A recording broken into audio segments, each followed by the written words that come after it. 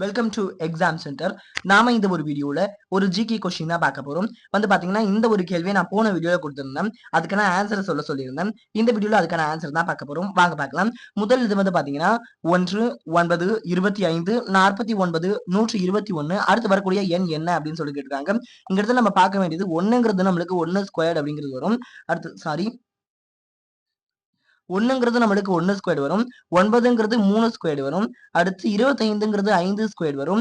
அடுத்து 49ங்கிறது 7 ஸ்கொயர் வரும். 121 அப்படிங்கிறது 11 ஸ்கொயர் வரும். அடுத்து என்ன வரும் அப்படிங்கறத நம்ம இங்க பார்க்கணும். அதான் இங்க கேட்டிருக்காங்க. அதுக்கான ஆன்சர் தான் இப்ப பார்க்க போறோம்.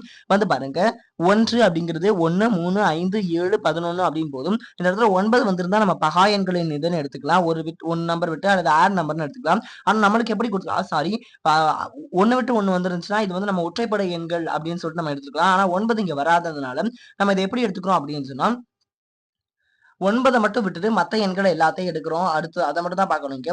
பாருங்க அப்ப 1 3 5 7 9 இல்ல. அடுத்து 11 இருக்கு. அப்ப இந்த இடத்துல 9ங்கிறது ஒரு பகு எண். 11 எடுத்திருக்காங்க. அடுத்து 12 எடுக்கக்கூடாது. 13 இருந்து ஒரு பகா எண். அதனால அதை எடுத்துக்கிறோம். அப்ப 13 இந்த இடத்துல எழுதணும். 13 நம்மளுக்கு சரியான விடை என்னன்னா 169 ஃபர்ஸ்ட் ஆப்ஷன்ல கொடுத்துருக்காங்களே அதான் நம்மளுக்கு சரியான விடை அப்படிங்கிறத பார்த்து குறிச்சுக்கணும்.